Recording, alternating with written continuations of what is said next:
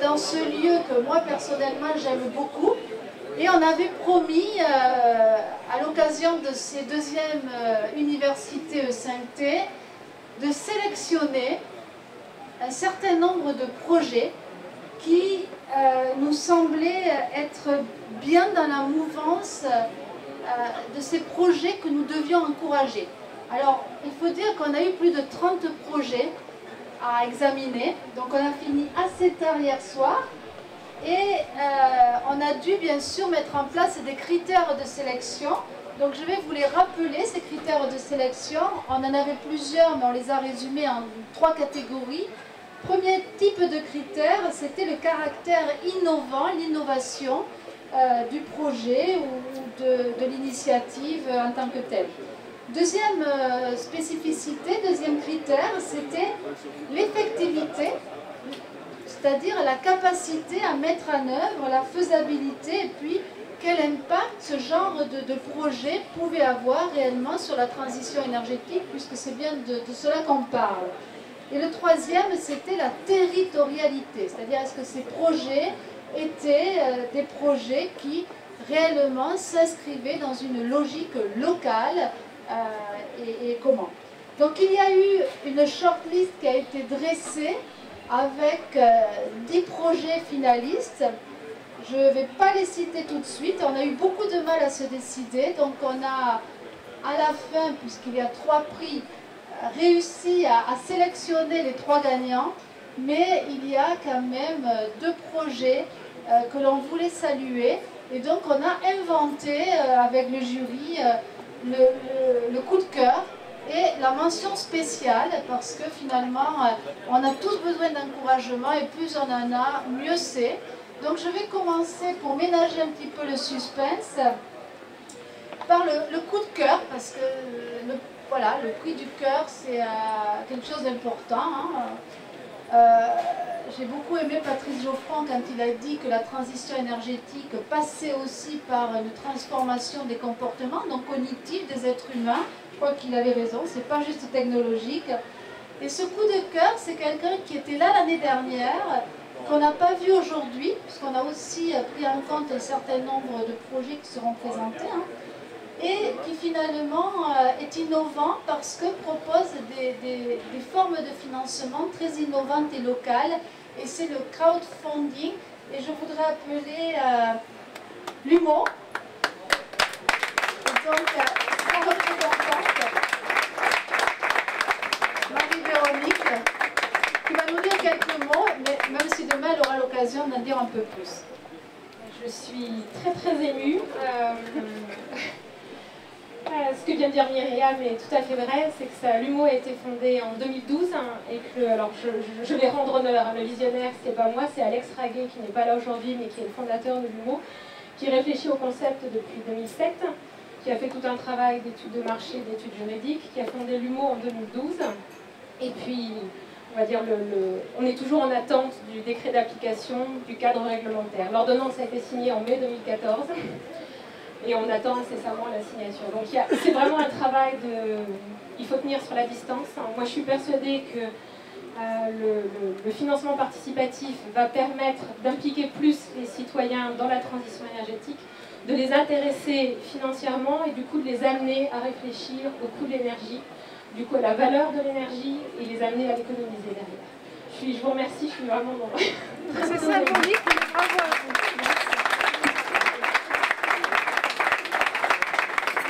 Voilà, ça c'est les vrais encouragements. Oui, ça fait du bien. Merci, parce que voilà, je pense qu'on a besoin de ces encouragements.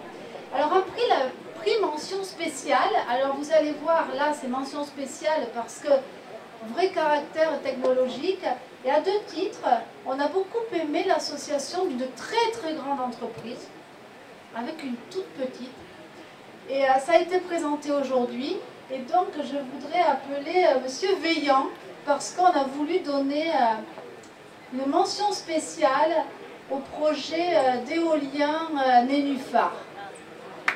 Éolien, pardon. Peut-être qu'il n'est pas là pour nous.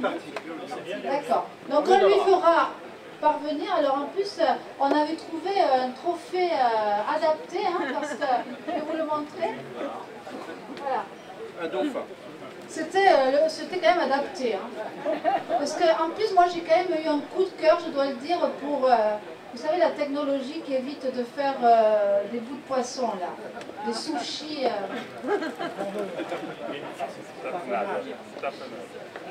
Voilà, donc on arrive à nos 3 prix. Alors, je vais commencer par le troisième, hein, évidemment. Alors, le troisième, si je le retrouve, parce que... Où est-ce que c'est d'utiliser les appareils des autres? Donc je voudrais appeler Monsieur Philippe Ono, d'Hervé Thermique. Mais il n'est pas là, il sera là. Il nous a présenté un très beau projet de recharge de véhicules électriques. Je vais vous laisser en dire un mot. Tout d'abord, merci, je suis très surpris parce que je ne m'attendais pas du tout à cela. Effectivement, on a présenté à ce trophée une ombrière photovoltaïque pour recharger les véhicules électriques. Alors c'est sympa que ça soit ici puisque cette ombrière a été créée pour être pour La Rochelle, puisque c'était une web de comptoir avec certaines personnes de La Rochelle où on cherchait une idée pour dire après la première ville qui a fait des rues piétonnes, après la première ville qui a mis en place des vélos, après la première ville qui a équipé un parc de véhicules électriques, qu'est-ce qu'on pourrait faire de plus? Eh bien, c'est alimenter nos véhicules électriques avec du photovoltaïque. Donc voilà, donc le circuit court, du soleil, on fait l'électricité, on se déplace, et voilà notre ombrière. Il y a un proto, il y a... Alors nous en avons aujourd'hui 6 qui sont en fonctionnement, d'accord? Et on a quelques projets. Alors c'est vrai qu'on était un petit peu en avance sur le besoin, puisqu'on en parle aujourd'hui des infrastructures pour équiper pour les véhicules électriques. Et on est vraiment sur un produit haut de gamme et qui est un bon outil de communication par rapport à, si vous avez vu les photos, etc., elles sont particulièrement. Je vous encourage, vous tapez SUDI sur Internet, vous tombez automatiquement dessus. Et vous tomberez également sur un article qui a été fait dans le Télématin. Nous avons eu l'honneur de passer à Télématin. Merci beaucoup en tous les cas.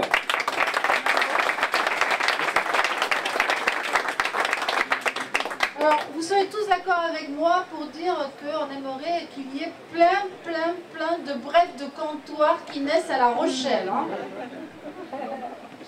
Alors, le deuxième prix, c'est quelqu'un qui n'est pas là aujourd'hui, mais il sera là demain et on lui remettra le prix à cette occasion. Donc, vous le saurez certainement avant lui. Mais c'est une entreprise qui est vraiment dans les territoires, et il ne faut pas les oublier, dans les territoires ultramarins, puisqu'il y a la problématique, et c'était assez symbolique à La Rochelle, de l'approvisionnement en énergie des îles, qui est toujours quelque chose de beaucoup plus compliqué, avec de la biomasse, et c'est l'entreprise Albioma qui traite la bagasse avec des niveaux de performance plus élevés que la moyenne. Et c'est d'autant plus symbolique qu'Albioma opère aussi le projet TIPER, qui est un projet de Poitou-Charentes et qui est un des premiers biométhaniseurs en France et qui est toujours pris évidemment par notre ministre de l'écologie comme le projet de référence. Donc Jacques Pétry sera parmi nous demain, on lui remettra le deuxième prix. Et puis il y a le premier prix, mais je vais laisser Eric dévoiler le premier prix. Je pense qu'il a crevé l'écran aujourd'hui. C'est bien évidemment McPhee. Voilà.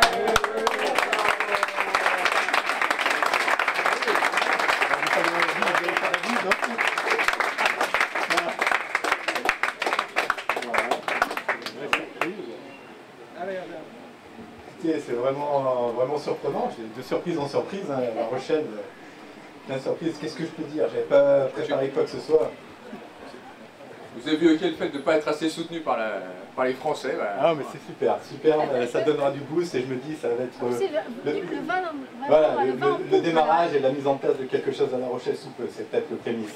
Deux mots peut-être pour résumer rapidement l'histoire de McPhee et ce qui a été très positif en fait dans cette petite expérience des 4 dernières années.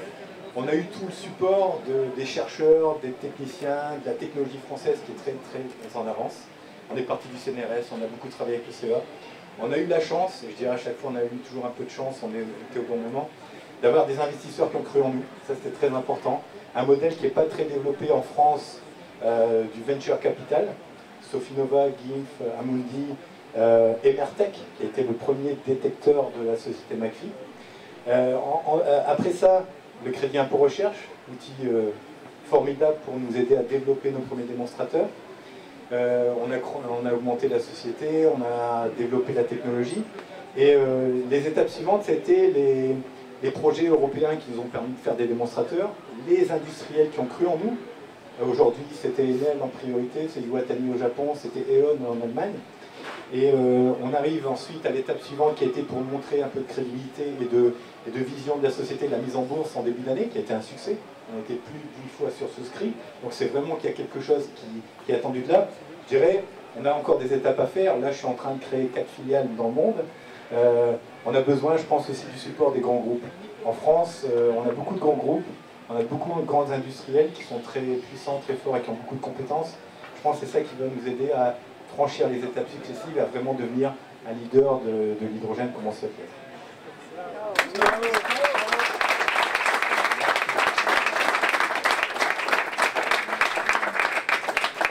Et puis, évidemment, on ne peut pas parler en France d'efficacité énergétique ou de maîtrise de l'énergie sans citer, et je voudrais rendre hommage à cette belle institution, évidemment l'ADEME.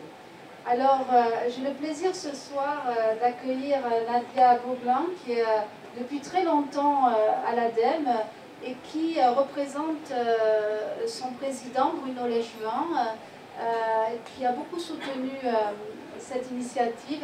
Mais je vais lui laisser la parole, Nadia, parce que qui, mieux que vous, peut parler de la transition énergétique, de l'efficacité énergétique. Merci beaucoup Myriam. Après une telle introduction, je risque de vous décevoir et j'en suis d'avance désolée. En plus, je pense que vous avez faim, donc je vais être briève en 3-4 minutes.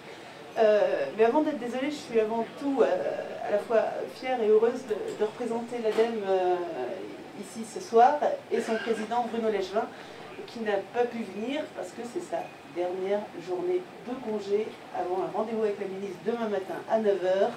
Et vous comprendrez qu'il valait mieux lui laisser se recharger complètement les batteries avant une rentrée qui risque d'être un peu dynamique, on va dire, et notamment avec le projet de loi sur la transition énergétique en faveur de la croissance verte que vous connaissez tous. Alors, peu ou prou, vous connaissez tous l'ADEME, donc en juste une phrase, on est quelque part un établissement public, partenaire privilégié à la fois des entreprises, des collectivités et des ménages pour les accompagner dans leur démarche de maîtrise de l'énergie, d'énergie renouvelable, de prévention des déchets, d'économie de ressources, de qualité de l'air, etc., sous forme de conseils, d'aide à la recherche, d'aide à l'investissement, d'information, de communication. Alors pourquoi l'ADEME a souhaité soutenir cette manifestation en particulier? On a dit les mots-clés, énergie, efficacité énergétique, sobriété. Tout ça, c'est vraiment au cœur de nos missions. Ceci dit, si vous prenez la liste des événements qui prennent ces mots-clés, heureusement qu'on ne va pas à chacun. Voilà. Donc, celui-là avait quelque chose de particulier qui a attiré l'attention de notre président, qui était le format d'échange, une certaine liberté de ton, et le fait que les gens, visiblement, n'étaient pas forcément tous 100% positifs sur ce qui se passait, mais avaient des choses à présenter, voulaient faire avancer les choses, et voilà, ça